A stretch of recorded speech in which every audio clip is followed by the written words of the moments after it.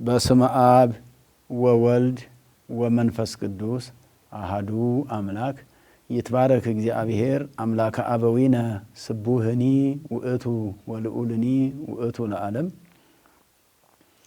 የተወደዳችሁና የተከበራችሁ የእግዚአብሔር ቤተሰቦች አባቶች፣ እናቶች፣ ወንድሞች፣ እህቶች እንዲሁም ሕፃናት ሁላችሁም በእግዚአብሔር ስም እንደምን ሰነበታችሁ?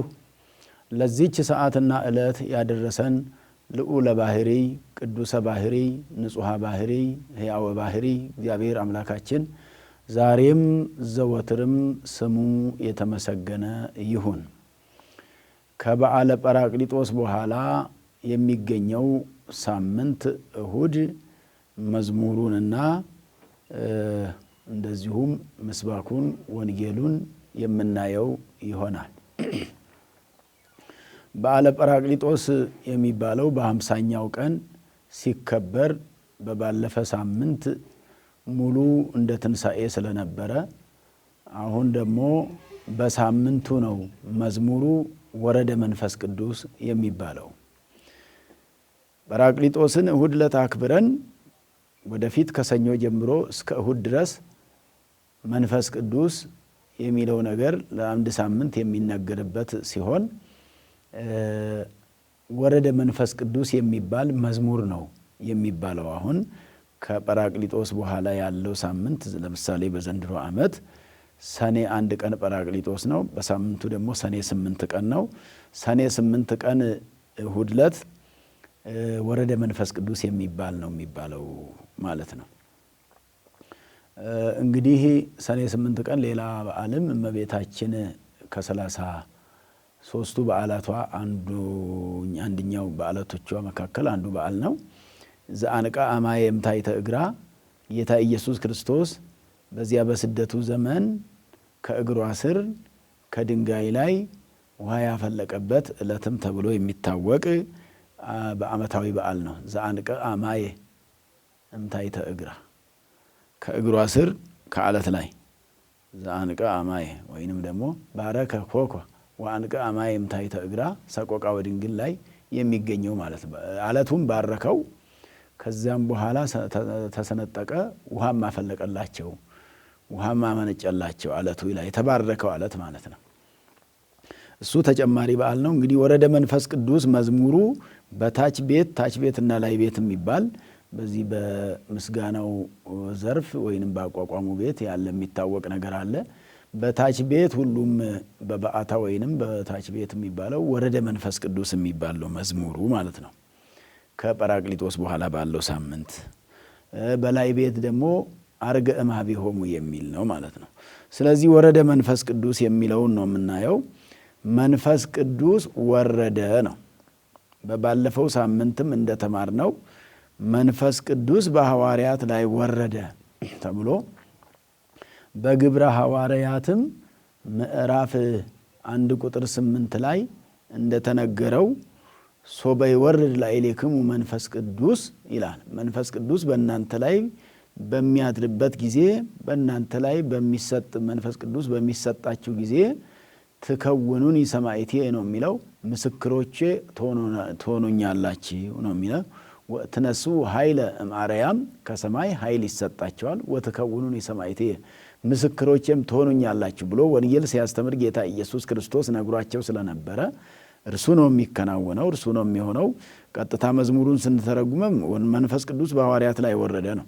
ከመዘ እሳት እንደ እሳት ላንቃ በእሳት ልሳን አይነት እሳት እየተንበለበለ እንደሚወርድ እንደሚወጣ አይነት በሐዋርያት ላይ መንፈስ ቅዱስ መውረዱ የታወቀው ቋንቋ ሲያናግራቸው ነው። ምስጢር ሲያስተረጉማቸው ነው። ፍርሃን የነበሩትን ጥቡዓን ወይንም የማይፈሩ ሲያደርጋቸው ነው። በአእምሮ ከብሌት በአእምሮ ሲያጎለምሳቸው ነው። ከብሌት ሲያድሳቸው ነው። ከብሌት አእምሮ ሲታደሱበት ነውና ሐዋርያት ቀደም ሲል ያው በባለፈው እንደተማርነው አንድ ቋንቋ ዕብራይስጥኛ ብቻ ይናገሩ ነበረ። 71 ቋንቋ ተገልጦላቸው 72 ቋንቋ ሲናገሩ ቋንቋ ሲያናግር ነው የታወቀው መንፈስ ቅዱስ ማለት ነው። ሀብተ መንፈስ ቅዱስ ኃይለ መንፈስ ቅዱስ፣ ረድኤተ መንፈስ ቅዱስ፣ በረከተ መንፈስ ቅዱስ ተሰጣቸው። የመንፈስ ቅዱስ ስጦታ ተሰጥቷቸው ስጋውያን የነበሩ መንፈሳውያን ሆኑ ነው። መንፈስ ቅዱስ ስራው ስጋውያንን መንፈሳውያን ማድረግ ነው። ከስጋዊ ጠባይ ወደ መንፈሳዊ ጠባይ መውሰድ ነው። መንፈሳዊነት ማለት ደግሞ ክርስትና መንፈሳዊነት ሲኖረው እውነተኛ ክርስትና ይሆናል። መንፈሳዊነት ከሌለበት ክርስትናው ጥያቄ ውስጥ ይገባል ማለት ነውና አባቶቻችን ሐዋርያት የአዲስ ኪዳን የመጀመሪያው ካህናት፣ የመጀመሪያው ቀሳውስት፣ የመጀመሪያው ክርስቲያኖች ክርስትናን በሕይወት ይኖሩ በሰይፍ እስከ መሰየፍ ድረስ በእሳት እስከ መቃጠል የደረሱ መንፈስ ቅዱስ በሃይማኖታቸው ያጸናቸው በኦርቶዶክሳዊ እምነታቸው ያጸናቸው ናቸውና ወተናገሩ በነገረ ሁሉ በሐውርት በሀገሩ ሁሉ ቋንቋ ተናገሩ ማለት 71 ቋንቋ ተጨምሮላቸው በ72ቱ ቋንቋ ወንጌልን አስተማሩ። ቋንቋው ያገለገላቸው ወይንም የጠቀማቸው ወንጌል ለማስተማሪያ ነው። በ72ቱ ሁሉ ቋንቋ በደረሱበት ቦታ የቋንቋ ችግር ሳይገጥማቸው ከየትኛውም ሰው ጋር የመግባባት እድሉን ቋንቋው ፈጥሮላቸው እንዲግባቡ አድርጎላቸው ሰዎች እንዲሰሟቸው እነሱም ሰዎቹን እንዲሰሟቸው የቋንቋን መግባቢያነት በትክክል ያዩበት ነውና በዓለም ያለው ሁሉ ቋንቋ ሳይሰወራቸው እግዚአብሔር እንግዲህ እንዲህ ነው የሚሰጠው። ሀብተ መንፈስ ቅዱስ ሲሰጣቸው የአስተማሪነት ሀብትን የተሰጣቸው የአገልጋይነት ሀብትን የሰጣቸው ይህን ሰጥቷቸው ውስተ ኩሉ ምድር ወፃ ነገሮሙ በመዝሙረ ዳዊት 118 ላይ በዓለም ዳርቻ ሁሉ ዜናቸው፣ ንግግራቸው፣ ቃላቸው፣ ትምህርታቸው ተሰማ የሚባለው ወረደ ተወለደ፣ ወልድ ወረደ ተወለደ፣ ከድንግል ማርያም ተወልዶ በመስቀል ላይ ተሰቅሎ ሞቶ ዓለምን አዳነ ብለው እንዲመሰክሩ፣ እንዲያስተምሩ፣ ብዙ ሰው እንዲያሳምኑ፣ ለመንግሥተ ሰማያት የሰውን ልጆች እንዲያዘጋጁ አደረጋቸው ማለት ነው።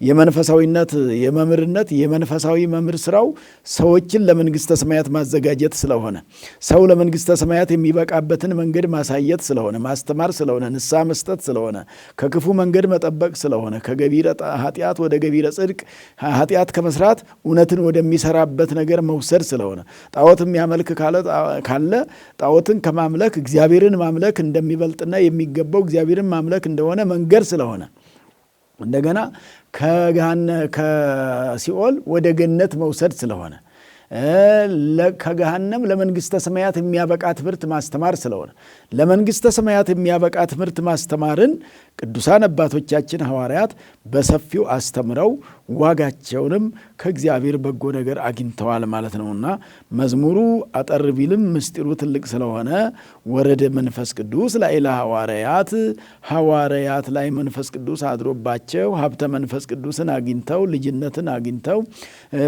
ስለ ልጅነት ሌላውም ሰው እንዲያገኝ አስተማሩ። ተነሱ ኃይለ ተባሉ። ኃይለ መንፈስ ቅዱስን ከመንፈስ ቅዱስ የሚሰጥ ኃይል የሚያበረታ ነው። ከመንፈስ ቅዱስ ኃይል ሲገኝ ረሃብ አይፈታም፣ እርዛት አይፈጣም። እነ ቅዱስ ጳውሎስ መንፈስ ቅዱስ ስላደረባቸው ለዚህ እኮ ነው መኖ ያደገን ፍቅሮ ለክርስቶስ የክርስቶስን ፍቅር ማን ያስተወናል አሉ። ረሃብም ቢሆን ከክርስቶስ ፍቅር አይለየንም፣ ከተጋድሎ አይለየንም፣ ከወንጌል ሕይወት አይለየንም። ስደትም ቢሆን መራቆትም ቢሆን መራም መጠማትም ቢሆን መገረፍም ቢሆን መደብደብም ቢሆን እስከ ሞትም መድረስ ቢሆን ከክርስቶስ ፍቅር የሚለየን የለም ያሉት መንፈስ ቅዱስ ነው እንዲህ የሚያሰኛቸው። መንፈስ ቅዱስ እንደዚህ ነው የሚያበረታው፣ ፍርሃትን አያሳድርም። የፍርሃት መንፈስ የሌላ መንፈስ ነው፣ የእግዚአብሔር መንፈስ አይደለም። መንፈሰ እግዚአብሔር እንግዲህ መንፈስ ቅዱስ የአብና የወልድ ሕይወታቸው ነው ማለት ሕይወት ነው። አብ ልብ፣ ወልድ ቃል፣ መንፈስ ቅዱስ እስትንፋስ ነው፣ ሕይወት ነው ማለት ከባህሪ ሕይወቱ ነው የሚለው። የባህሪ ሕይወቱ የሚባለው ለወልድ መንፈስ ቅዱስ ነውና በመንፈስ ቅዱስ ጸንተው ወንጌልን አስተማሩ፣ ለዓለም ሁሉ አዳረሱ ማለት ነው። የዚህ መዝሙር ምስጢሩ ይሄን ይመለከታል። የዕለቱ ምስባክ ደግሞ መዝሙረ ዳዊት ምዕራፍ 50 ቁጥር 10 ላይ ነው ያለው። ቁጥር 10 ላይ ምን ይላል? ልበ ንጹሐ ፍጥር ሊተ እግዚኦ መንፈሰ ርቱዐ ሐድስ ውስተ ከርስየ ኢትግድፈኒ እምቅድመ ገጽከ ይላል። ይሄ ነው ምስባኩ የዕለቱ። ልበ ንጹሐ ፍጥር ሊተ እግዚኦ ማለት አቤቱ ጌታ ሆይ ንጹሕ ልብን ፍጠርልኝ ማለት ነው። መንፈሰ ርቱዐ የቀና መንፈስንም በውስጤ አድስልኝ፣ በልቡናዬ ውስጥ አድስልኝ። ይትግድፈኒም ቅድመ ገጽከ ከፊት አታርቀኝ ወይንም አትጣለኝ ነው። ምን ማለት ነው ይሄ? ንጹሕ ልብ ማለት እንግዲህ እግዚአብሔርን ንጹሕ ልብ ፍጠርልኝ ብሎ የለመነው ቅዱስ ዳዊት ነው። ቅዱስ ዳዊት ንጹሕ ልብ ፍጠርልኝ ሲል በፊት ሲፈጠር የተፈጠረለት ልብ ቀርቶ ሌላ ልብ ፍለጋ አይደለም። እግዚአብሔር ለሰው በየቀኑ ልብ ሲፈጥርለት አይኖርም። አንዴ የተፈጠረው ልብ ነው። ልብ የተባለው ያንኑ የፈጠርክልኝ ልብን ንጹሕ አድርግልኝ፣ ስለ አንተ የሚያስብ ልብ አድርግልኝ፣ ከኃጢአት የጸዳ የነጻ ልብ አድርግልኝ ማለት ነው። እንደሱ አይነትን ልብ ስጠኝ ነው። ፍጥር ማለት አድስልኝ፣ አዲስ ልብ ስጠኝ፣ የሚያስተውል ልብ ስጠኝ ለማለት። መንፈሰ ርቱዐ እንግዲህ ልበ ንጹሐ የተባለው ልጅነትን ነው። በሌላ መልኩ ልጅነትን ስጠኝ ነው። ልጅነትን ስጠኝ ተብሎም ተተርጉሟል። ንጹሕ ልብ ማለት እግዚአብሔርን የሚያስብ የተሰጠኝን ልጅነት በሕይወት እንድኖርበት በሕይወት ኖሬ እግዚአብሔርን የማገለግልበት ልብ አድርግልኝ። እንግዲህ በልብ ውስጥ ብዙ ነገር ይሰበሰባል። ቂም በልብ ውስጥ ነው የሚቀመጠው። ቅናት በልብ ውስጥ ነው የሚቀመጠው። ተንኮል በልብ ውስጥ ነው የሚቀመጠው። ሐሰት በልቡና ውስጥ ነው የሚቀመጠው። ልቤን የነዚህ ሁሉ ማደሪያ አታድርግብኝ ነው። ይትግድፈኒም ቅድመ ገጽከ ማለት ከአንተ ቸርነት አታርቀኝ፣ ከአንተ ቸርነት እንዳወጣኸኝ ከፊትህ እንዳወጣኸኝ እንዳረቀኝ አታስቀረኝ። ኃጢአት ሰርቼ በድዬ እንኳን ብለይህ አንተ ወደ ራስህ መልሰኝ፣ የራስህ አድርገኝ፣ ርቄ ጠፍቼ እንዳልቀር አድርገኝ ማለት ነውና ይሄ ትልቅ ጸሎት ነው ወገኖቼ። በነገራችን ላይ ልበ ንጹሐ ማለት ንጹሕ ልብን ፍጠርልኝ ማለት ፍጥር ሊተ ፍጠርልኝ እግዚኦ አቤቱ ንጹሕ ልብን ፍጠርልኝ አለ። ሁላችንም ንጹሕ ልብ ያስፈልገናል ክርስቲያኖች። ንጹሕ ልብ ካለ የእግዚአብሔር ማደሪያ ነው። ምክንያቱም ጌታ ኢየሱስ ክርስቶስም ወንጌልን ሲያስተምር በማቴዎስ ወንጌል ምዕራፍ 5 ላይ አንቀጸ ብፁዓን ተብሎ የሚባለው ላይ ብፁዓን ንጹሐነ ልብ፣ ልበ ንጹሖች ንዑዳን ክቡራን ናቸው ይላል ጌታ ኢየሱስ ክርስቶስ። እስመ እሙንቱ ይሬእይዎ ለእግዚአብሔር፣ እነሱ እግዚአብሔርን ያዩታልና። ልበ ንጹሖች እግዚአብሔርን ያዩታል፣ እግዚአብሔር ይታያላቸዋል። እግዚአብሔር በልባቸው ላይ ይገለጽላቸዋል። እግዚአብሔር አይሰወራቸውም ማለት መልካም ነገር ይገለጥላቸዋል፣ መንፈሳዊ ነገር ይገለጥላቸዋል፣ በጎ ነገር ይገለጥላቸዋል። በበጎ ነገር ይኖራሉ፣ መልካም ነገርን አስበው ይኖራሉ፣ መልካም ነገር ይናገራሉ። እስመ እምተረፈ ልብ ይነብብ አፍ አይደለም የሚለው፣ ከልብ ሞልቶ የተረፈውን አፍ ይናገረዋል። ልባችን ክፉ ሲያስብ አፍም ክፉ ይናገራል። ያን ከልብ የሞላ የተረፈውን ማለት ነው። ልባችን የመቀኝነት ነገር ሲያ አንደበታችንም የመቀኝነት ነገር ይናገራል ማለት ነው። ስለዚህ ንጹሕ ልብን ፍጠርልኝ ያለው የቀና መንፈስንም ቀናነት በጣም ያስፈልጋል ወገኖች። ዞሮ ዞሮ ቀና ሲሆኑ እግዚአብሔር ቀናዎች ስንሆን፣ መልካም አሳቢዎች ስንሆን፣ መልካም ተናጋሪዎች ስንሆን፣ መልካም የምንሰራ ሲሆን እግዚአብሔር እሱን ይወዳልና እንደሱ አይነት ቅንነትን ስጠኝ ብሎ ዳዊት ለምኗልና የዕለቱ ትምህርት ምስባክ ይሄን ይመስላልና ሌሊት መዝሙሩ ወረደ መንፈስ ቅዱስ ሲባል ጠዋት ደግሞ ቅዳሴ ላይ ምስባክ ወይንም መስማክ በባለፈውም ተምረናል። ምስባክ ማለት የወንጌል ምስባከ ወንጌል የሚሰበክበት ነው።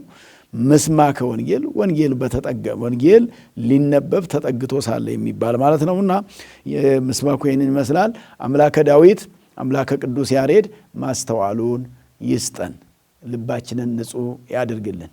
ልብ ከሸፈተ ሌላው አካል ለእግዚአብሔር መሆን አይችልም።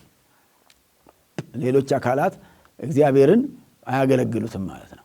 እግዚአብሔርን ሌሎች አምስቱ የስሜት ሕዋሳቶቻችን ለእግዚአብሔር ተገዢ የሚሆኑና እግዚአብሔርን ማገልገል የሚችሉት ልብ ለእግዚአብሔር ሲገዛ ስለሆነ ትልቁ ሞተር የሰውነታችን ልቡና ስለሆነ ልቡናችንን የቀና ማድረግ ንጹሕ ማድረግ እንድንችል እግዚአብሔርን በዚህ መልክ እንደ ቅዱስ ዳዊት እንድንለምን ነው።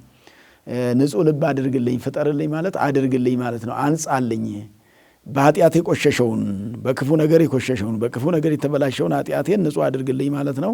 ስለዚህ እግዚአብሔር አምላካችን ልበ ንጹሖችን ይወዳል። ልበ ንጹሖችን ብፁዓን ንዑዳን ክቡራን ናቸው፣ እግዚአብሔርን ፊት ለፊት ያዩታል። ነቢያት መንፈሳቸውን ንጹሕ ልቡናቸውን ንጹሕ በማድረግ ነው እግዚአብሔርን ፊት ለፊት የተያዩት። መንፈሳቸውን ንጹሕ በማድረግ እግዚአብሔርን ፊት ለፊት ተያይተውታል ይላል አባ ሕርያቆስ። እግዚአብሔርን አዩት ማለት የእግዚአብሔርን ነገር መልካሙን ነገር አዩት ለማለት ነው። እግዚአብሔር ፊት ለፊት አይታይም። የሱ መልካም እውነት የሚሰራ ሰው እግዚአብሔርን አይቷል። እውነት የሚናገር ሰው እግዚአብሔርን አይቷል። ምክንያቱም እውነት ራሱ እግዚአብሔር ነው። የገላትያን ሰዎች ሲገስጻቸው ቅዱስ ጳውሎስ ኦ አብዳን ሰብአ ገላትያ፣ እናንተ ሰነፎች የገላትያ ሰዎች መኑ አይመመክሙ፣ ማን አዚም አደረገባችሁ ከመ ኢትእመኑ በጽድቅ በእውነት እንዳታምኑ ዘውእቱ ኢየሱስ ክርስቶስ፣ እሱም ኢየሱስ ክርስቶስ ነው። እውነት ኢየሱስ ክርስቶስ ነዋል። በእውነት እንዳታምኑ፣ በእውነት እንዳትመላለሱ፣ በእውነት እንዳትኖሩ፣ የእውነትን ሕይወት እንዳትኖሩ ማን ከለከላችሁ ሲል አዚም የተባለው ስንፍና፣ አዚም የተባለው ክህደት፣ አዚም የተባለው ሐሰት፣ አዚም የተባለው ቅናት፣ አዚም የተባለው ምቀኝነት ነውና ከነዚህ የነጻ ሰው እግዚአብሔርን አይተዋል ማለት ነው። በእነዚህ ውስጥ የሚኖር ሰው ደግሞ እግዚአብሔርን አያይ ነው። በእግዚአብሔር ውስጥ ያለ ሰው የእግዚአብሔርን ነገር አያይም። በኃጢአት ውስጥ ያለ ሰው እግዚአብሔርን ነገር አያይም። በኃጢአት ውስጥ ያለ ሰው እግዚአብሔርን አያይም። በጽድቅ ውስጥ ያለ ሰው እግዚአብሔርን አይቷል ማለት ነውና ጽድቅ እግዚአብሔር ነው። ጽድቅ እውነት እግዚአብሔር ነውና እውነትን የሚናገሩ ሰዎች እግዚአብሔርን እንዳዩ ይቆጠራል ማለት ነው። እውነትን የሚሰሩ ሰዎች እግዚአብሔርን እንዳዩ ይቆጠራል ማለት ነው። ምክንያቱም ስራቸው እግዚአብሔር ነውና። ስለዚህ ልበ ንጹሖች ሆነን እግዚአብሔርን ለማየት አምላካችን ፈጣሪያችን ሁላችንንም ይርዳል። ልባችንንም ቀና ያርግልን፣ ልባችንን ንጹሕ ያድርግልን። የዕለቱም ወንጌል የዮሐንስ ወንጌል ምዕራፍ 14 ከቁጥር 22 ጀምሮ እስከ ፍጻሜ ምዕራፍ ነው። ዮሐንስ 14 ወንጌሉ ቁጥር 22 እስከ ፍጻሜው እና ከቁጥር 22 ነው የሚጀምረው። ለዓለም ራሱን እንደሚገልጥ ናትናኤል እንደጠየቀው ነው የሚናገረው። እዚህ ቁጥር 26 ላይ የዕለቱ የትምህርት ርዕስ መሆን የሚችል ትልቅ ርዕስ አለ፣ የሚያመቸው ሁሉንም ሰብስቦ የሚይዝ ማለት ነው። ቁጥር 26 ላይ ዮሐንስ 14 ቁጥር 26 ላይ ምንድን ነው የሚለው? አብ በስም የሚልክላቸው ይመጽእ መንፈስ ቅዱስ ይመጣል ተብሎ እንደተነገረ ጰራቅሊጦስ መንፈሰ ጽድቅ ዘይፌኑ አብ በስሜ የሚልክላችሁ መንፈስ ቅዱስ ወባይቱ ጰራቅሊጦስ መንፈሰ ጽድቅ ዘይፌኑ አብ በስሜ ውእቱ ይሜህረክሙ ኩሎ፣ ሁሉን ያስተምራቸዋል እሱ አለ።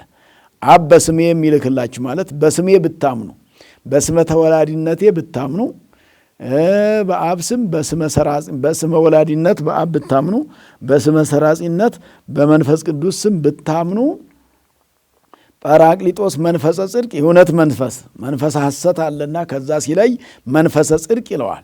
የእውነት መንፈስ ጰራቅሊጦስ ይላክላቸዋል ነው። ይላክላቸዋል ወይንም ደግሞ አብ ይልክላቸዋል ጰራቅሊጦስን እና አብ የሚልክላችሁ ያ መንፈስ ቅዱስ ጰራቅሊጦስ ውእቱ ያዝየክረክሙ ኩሎ፣ ሁሉን ይሜሄረክሙ ኩሎ፣ ሁሉን ያስተምራቸዋል። ወያዝየክረክሙ ዘአነ ነገርኩክሙ፣ እኔ ነገርኳችሁንም ያሳስባቸዋል፣ እንድታስተውሉ ያደርጋቸዋል። እንግዲህ አባቶቻችን ሐዋርያት 3 ዓመት ከ3 ወር ነው ከጌታ ኢየሱስ ክርስቶስ ወንጌሉን የተማሩት። መማር ብቻ ሳይሆን ማስተዋል ስለሚያስፈልግ የተማሩትን በደንብ መረዳትና ለሌላው ማስረዳት የሚቻል ሲረዱት ነው፣ ሲያስተውሉት ነው። መንፈስ ቅዱስ መጥቶ እኔ ያስተማርኳችሁን ነገር እንድታስተውሉ ያደርጋቸዋል አለ። እንድታስተውሉ ያደርጋቸዋል። እግዚአብሔር መንፈስ ቅዱስ እኛንም እንድናስተውል ያድርገን። ብዙ የተማርናቸውን፣ ብዙ ያወቅናቸውን፣ ብዙ የሰማናቸው ነገሮች አሉ፣ ያየናቸው ነገሮች አሉ፣ ለሰውም የነገርናቸው ነገሮች አሉ። ስለተማርንም ስላስተማርንም ሳይሆን ማስተዋሉን ደግሞ የሚሰጠው መንፈስ ቅዱስ ነውና እኔ የነገርኳችሁን እንድታስተውሉ ያደርጋቸዋል። ወያዝየክረክሙ ዘአነ ነገርኩክሙ ማለት ይሄ ነው። እኔ የነገርኳችሁን እንድታስተውሉ ያደርጋቸዋል። አነ ሰላሜየ ውበክሙ ወሰላመ አቡየ ሀድግ ለክሙ፣ እኔ ሰላሜን እሰጣቸዋለሁ አለ። ልጅነትን እሰጣቸዋለሁ አለ። ወንጌልን እሰጣቸዋለሁ አለ። መስቀልን እሰጣቸዋለሁ አለ። መንግሥተ ሰማያትን እሰጣቸዋለሁ አለ። ወንጌል የተሰጠው ሰው ልጅነት ይሰጠዋል ማለት ነው። ሰላም ያለው ወንጌል ለማለት ነው። ወንጌልን 3 ዓመት ከ3 ወር አስተምሬያቸዋለሁ፣ ልጅነትንም ሰጥቻቸዋለሁ። ይሄን የሰጠኋችሁ ደግሞ መጨረሻ መስቀልን በመስቀል መሰቀልን መከራ መስቀልንም ሰጥቻችኋለሁ። እኔ መከራ ተቀበልኩኝ፣ እናንተ በመከራ በዓለም ላይ መከራ ያጸኑባቸዋል፣ ብዙ መከራ ትቀበላላችሁ ይላል። መከራ ተቀብላችሁ ደግሞ መጨረሻ ወሰላም አቡ የሚለው መንግሥተ ሰማያት ማለት ነው። መንግሥተ ሰማያትን እሰጣችኋለሁ፣ መንግሥተ ሰማያት የእናንተ ናት ብሎ ጌታ ኢየሱስ ክርስቶስ ይሄን አስተምሯልና፣ ስለዚህ በመንፈስ ቅዱስ መንፈሳውያን የተሰኘን ሁሉ በመንፈስ ቅዱስ መንፈሳውያን ተሰኝተናል፣ በክርስቶስ ክርስቲያኖች ተሰኝተናል፣ ተብለናል፣ ሆነናል ነው መባል ብቻ አይደለም፣ ክርስቲያኖች ሆነናል በክርስቶስ። በመንፈስ ቅዱስ ደግሞ መንፈሳውያን ሆነናል። በወልድ ደግሞ ውሉደ እግዚአብሔር። ውሉደ እግዚአብሔር ማለት የእግዚአብሔር ልጆች፣ ክርስቲያኖች የእግዚአብሔር ልጆች ነን። አባታችን እግዚአብሔር ነው። የእኛ አባት እሱ ነው። ወላጃችን እሱ ነው። በጽድቅ የወለደን ልጅነትን የሰጠን ልጆቼ ሁኑ ያለን ልጆቹ ያልነበርን 5500 ዘመን ተቅበዝብዘን ጠፍተን የነበርን እረኛ እንዳጡ በጎች የነበርን እረኛ ያጡ በጎች አውሬ ይበላቸዋል። በሰዓቱ ሳር ማግኘት አይችሉም። የለመለመ ሳር የጠራ ውሃም ማግኘት አይችሉም። የሰውም ልጅ በአውሬ ዲያብሎስ ተበልቶ ነው የነበረው። በአውሬ ዲያብሎስ ተበልቶ በዚያ ልክ የኖረ በኋላ ግን እረኛው ኢየሱስ ክርስቶስ በመጣ ጊዜ ከአውሬው መንጋጋ አውጥቶ ከአውሬ አትርፏቸው ከተኩላ አትርፎን፣ ተኩላ ዲያብሎስ ነውና ከተኩላው ከዲያብሎስ ጠብቆን ዛሬም የሚጠብቀን እርሱ ነውና የእግዚአብሔር ልጆች ስንባል አባታችን እግዚአብሔር ስንል እንግዲህ አባት ለልጁ ያለውን ያወርሳል። ደጃፍ የመለሰውን ማጃት የጎረሰውን ማለት ከጓዳ ያለውን ከውጭም ከበር መልስ ያለው ሁሉ የዛን የራሱን ንብረት ለልጆች ነው የሚያወርሰው። ልክ እንደዛው እሱም ለእኛ ለልጆቹ መንግሥተ ሰማያትን ያወረሰንን መንግሥተ ሰማያትን ሰጥቶን ለዘላለም በሕይወት እንድንኖር ሀዩ ከመመላእክት እንደ መላእክት ሳንሞት የምንኖር ሊያደርገን መቼ? ከሰማያት በኋላ መንግሥተ ሰማያት ስትከፈት ከዕለተ ምጽአት በኋላ ሁሉም ሰው እንደ መላእክት ሕያው ሆኖ የሚኖርበትን እድል የሰጠን አምላካችን መድኃኒታችን ኢየሱስ ክርስቶስ ነው። ስለዚህ በመንፈስ ቅዱስ መንፈሳውያን የተሰኘን ሁሉ በ40ና በ80 ቀን የሥላሴ ልጅነት አግኝተን ያለንን እኛ ልጅነትን ሰጥቶን ለዚህ ነው ሀብተ ወልድና ስመ ክርስትና የተሰጠን ብለን የምንጸልየው። ሀብተ ወልድና ማለት የልጅነት ሀብት፣ የእግዚአብሔር ልጆች የመሆን ሀብት፣ የእግዚአብሔር ሀብት ወራሾች የመሆን ሀብት፣ እግዚአብሔር ያለውን ለእኛ የሰጠንን የምንቀበል ልጆች ወራሾች ነን እኛ። ወራሲያኒሁ ንሕነ ይላል ቅዱስ ጳውሎስ ሮሜ ላይ።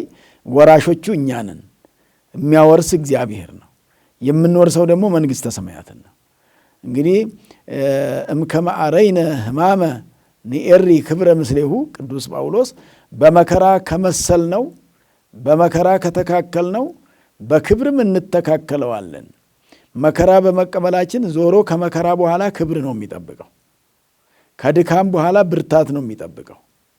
ከእንቅልፍ በኋላ ትንሣኤ መነሳት ነው የሚጠብቀው። ስለዚህ ክብር ነው የሚጠብቀውና እኛ በምድር ላይ መከራ ስንቀበል ከመከራ በኋላ ክብር እንዳለ አይተው ነው አባቶቻችን ሐዋርያት መከራን ሳይሰቀቁ የኖሩት። መከራው ሳይከብዳቸው የኖሩት የመከራን ብዛት ሳይሰቀቁ፣ መከራው አሰለቸን ሳይሉ፣ መከራው በዛብን ሳይሉ ያ ሁሉ እየደረሰባቸው መንፈስ ቅዱስ አድሎን ነው መከራ መቀበል የቻልነው አሉ። በዚያ በግብረ ሐዋርያት ምዕራፍ 5 ቁጥር 41 ላይ መከራ ለመቀበሉ መንፈስ ቅዱስ ስላደለን ነው አሉ። ስለታደሉ እኮ ነው ሐዋርያት የሆኑት። መከራ መቀበልም በክርስትና ስም በእውነተኛ መንገድ በማስመሰል ሳይሆን በእውነተኛ መንገድ መከራ መቀበል መታደል ነው።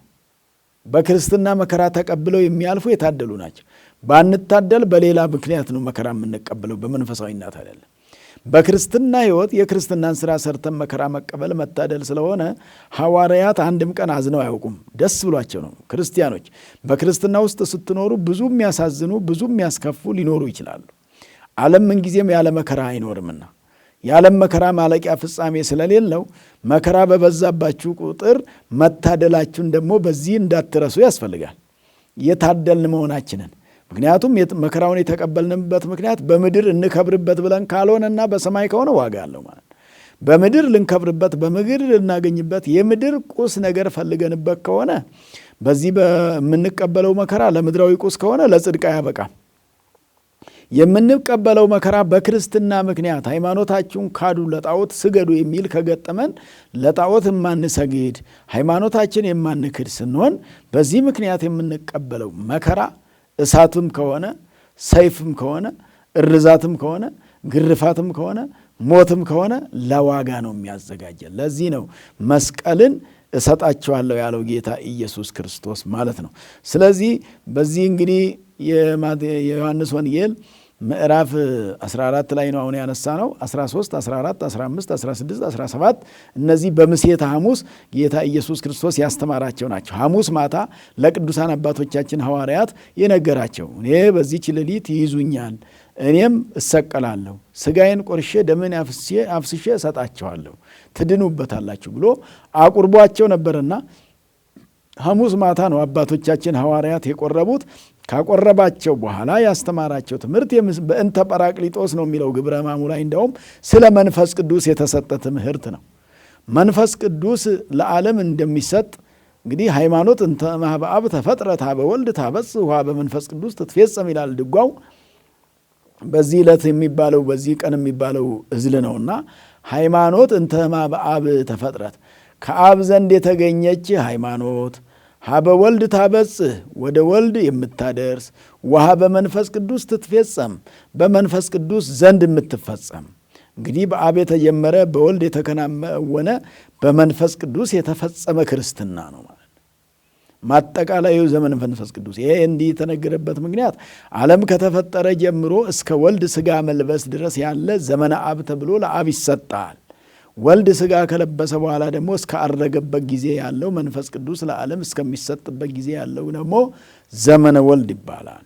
መንፈስ ቅዱስ በ50ኛው ቀን ለሐዋርያት ለዓለም ሁሉ ከወረደበት ዘመን ጀምሮ ደግሞ እስከ ዕለተ ምጽአት ዘመነ መንፈስ ቅዱስ ይባላል። ዘመነ አብ፣ ዘመነ ወልድ፣ ዘመነ መንፈስ ቅዱስ ቢባል አንድ ነው። ሁሉም በሁሉም አሉ። ግን ለማስረዳት ሰው እንዲረዳ ሰው እንዲያስተውል እንዲያይ ለማድረግ እንጂ የሚከፋፈል አይደለም፣ የሚለያይ አይደለም ማለት ነው። ስለዚህ ሀብተ መንፈስ ቅዱስ ተሰጥቶን ይሄ እንተ እምኀበ አብ ተፈጥረት ማለት ከአብ ዘንድ ከሀልዎተ ሥሉስ ቅዱስ ጀምሮ ሃይማኖት አለ። ሰው ከተፈጠረበት ጊዜ ጀምሮ እግዚአብሔር ቀድሞ ስላለ እምነት አለ። የብሉይ ኪዳን እምነት አለ፣ የአዲስ ኪዳን እምነት ደግሞ አለ። የምናምንበት ሁኔታና እግዚአብሔርን የተረዳንበት መጠን ነው የሚለያየው እንጂ እምነቱ ከዛ ጊዜ ጀመረ። ኀበ ወልድ ታበጽሕ ማለት እንግዲህ ገላትያ ምዕራፍ 4 ቁጥር 4 ላይ ቅዱስ ጳውሎስ እንደጻፈው ለገላትያ ክርስቲያኖች ወአመ በጽሐ ዕድሜው ዘመኑ በደረሰ ጊዜ ፈነወ ወልዶ ልጁን ላከ። ተቀዳሚ ተከታይ የሌለው ዋሂደ ካለ ተቀዳሚ ተከታይ የሌለው ወተወልደ እምብእሲት ከሴት ወገንም ተወለደ ይላል። ይሄ ማለት ዕድሜው በደረሰ ጊዜ ማለት 5500 ዘመን በተፈጸመ ጊዜ ማለት ነው። 5500 ዘመን ከተፈጸመ በኋላ 5500 ዘመን ከተፈጸመ በኋላ ወልድ ለኩነተ ሥጋ በቃ ሥጋ ለመሆን ሥጋ ለመልበስ ከመቤታችን ከሥጋዋ ሥጋን ከነፍሷ ነፍስን ለመንሳት ደረሰ። ለዚህ በቃ ነው። ውሃ በመንፈስ ቅዱስ ትትፌጸም በመንፈስ ቅዱስ ትፈጸማለች ማለት በመጨረሻው መንፈስ ቅዱስ ነው። አሁን ያልንበት ዘመን ዘመነ መንፈስ ቅዱስ እንላለን። መንፈስ ቅዱስ ለዓለም የተሰጠበት ዘመን ማለት ነውና መንፈስ ቅዱስ ለዓለም የተሰጠበት ዘመን ሲባል መንፈስ ቅዱስ እግዚአብሔር ነው። እግዚአብሔር መንፈስ ቅዱስ ነው። በባለፈውም ትምህርት ታዕካ ነገሥት በአታ ለማርያም እንደተማርነውና እንደሰማችሁት እንደተማራችሁት ወይ እንደተማማርነው ሁሉ ሀብተ መንፈስ ቅዱስ ማለት እግዚአብሔር ማለት መንፈስ ቅዱስ ነው። መንፈስ ቅዱስ ማለት ምንድነው? እግዚአብሔር ነው። ምንን የሰጠን ነው? ሀብቱን ነው። ልጅነትን ነው። የሥላሴን ልጅነት ያገኘንበት ነው። ምሕረት ያገኘንበት ነው። መንፈስ ቅዱስ ሲባል ሀብተ መንፈስ ቅዱስ ኃይለ መንፈስ ቅዱስ የማይደክም ኃይል ጽኑ ኃይል ማለት ሀብተ መንፈስ ቅዱስ የማያልቅ ሀብት ማለት ነው። እግዚአብሔር የሚሰጠው ሀብት አያልቅም። ይሁብ እምዘ ኢይሃልቅ እግዚአብሔር ከማያልቀው ነው የሚሰጠው ማለት። እንግዲህ የሰው ስጦታ ያልቃል፣ የእግዚአብሔር ስጦታ አያልቅም። መንፈሳዊ የሆነ ሰውም እውቀቱን ለሌላው ሲሰጥ እውቀት በሰጡት ቁጥር ይጨምራል እንጂ አያልቅም። እውቀትን መስጠት ስለሰጠን አያልቅብንም፣ ስለሰጠን ይጨምራል። እንደውም ንብረትና ሀብት ሲሰጡት ለሰው ሲሰጡ እያለቀ ነው የሚሄደው። እውቀት ግን ለሰው ሲሰጡ እየጨመረ ነው የሚሄደው ማለት ነው። ምድራዊ ሀብት ሲሰጡ እያለቀ ይሄዳል፣ ሰማያዊ ሀብት ሲሰጡ እየጨመረ ይሄዳል። ስለዚህ ወትነሱ ኃይለ ማለት ኃይልን ከአርያም ተስፋ ትቀበላላችሁ ማለት ጌታ ኢየሱስ ክርስቶስ የነገራቸውን በ40ኛው ቀን ሲያድርግ የነገራቸውን በ10ኛው ቀን ባረገ በ10ኛው በተነሳ በ50ኛው ቀን ሀብተ መንፈስ ቅዱስ ተሰጥቷቸው ቋንቋ ተገልጦላቸው በቋንቋ ሁሉ አስተምረው ዓለሙን ሁሉ አጥምቀው ወደ ሃይማኖት መልሰው ክርስትናን ያስፋፉ ናቸው አባቶቻችን ሐዋርያት። እኛም የአባቶቻችን የሐዋርያት ልጆች ነንና የሐዋርያት ልጆች ደግሞ መልካም የሚሰሩ፣ መልካም የሚያስቡ፣ መልካም የሚናገሩ፣ ወንጌል የሚያስተምሩ፣ ወንጌል የሚሰሙ፣ ንስሐ የሚገቡ፣ ሥጋው ደግሞ የሚቀበሉ፣ የሚጾሙ፣ የሚጸልዩ ነውና ይልቁኑ ይሄ ወቅት ጾመ ሐዋርያት ነው። አባቶቻችን ሐዋርያት መንፈስ ቅዱስን ስለተቀበሉ ነው ይሄን የጾሙት። እኛም ደግሞ መንፈስ ቅዱስን የተቀበልን የሥላሴን ልጅነት ያገኘን ሰዎች መንግሥተ ሰማያትን ለማግኘት ጾሙን እንጾማለን። ጾም ማለት ለእግዚአብሔር መገዛት ስለሆነ፣ ጾም ማለት ራስን ለእግዚአብሔር ማስገዛት ስለሆነ፣ ራስን መኮርኮም ስለሆነ፣ ራስን መገሰጽ ስለሆነ፣ ራስን ማስተካከል ስለሆነ፣ ራስን ማቃናት ስለሆነ፣ ራስን በእግዚአብሔር ሕግ ውስጥ ማኖር ስለሆነ መጀመሪያም እግዚአብሔር አዳምና ሔዋንን እንደፈጠራቸው በገነት ውስጥ ይሄን አትብሉ ያለው ጾምን ሲያስተምራቸው ነው። የበለስን ፍሬ አትብሉ ይሄ አይጠቅማችሁም ሲላቸው ጾም ሲያስተምር ነው። ዛሬም ቢሆን አምላካችን መድኃኒታችን ኢየሱስ ክርስቶስ የጾምን ዋጋ ይሰጣል። ዘጾመ ወዘጸለየ ይነስ እሴቶ እምኀበ አብ ወይንም እምኀበ እግዚአብሔር።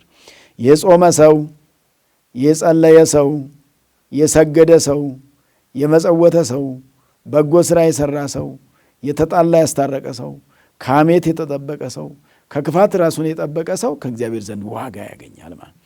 ጾም ያለ ዋጋ አይደለም፣ የምንደክመው ለዋጋ ነው።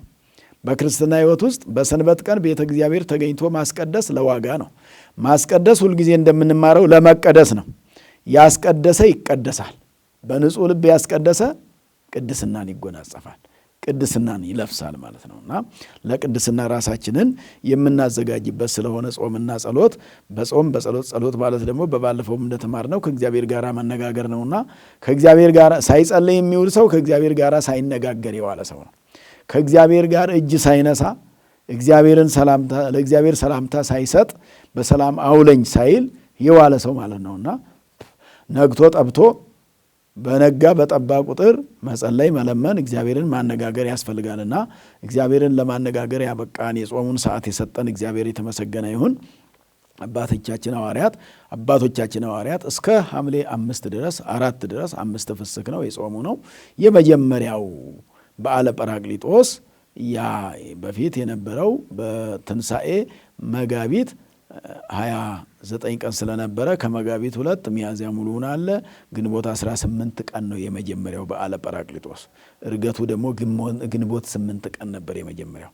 በየጊዜው እንግዲህ በአቡሻህሩ ወደ ላይ ወደ ታች ይሄዳልና ስለዚህ አሁን ይህን ጾመ ነቢያትን የምንጾመው አባቶቻችን ሐዋርያት የጾሙት ነው።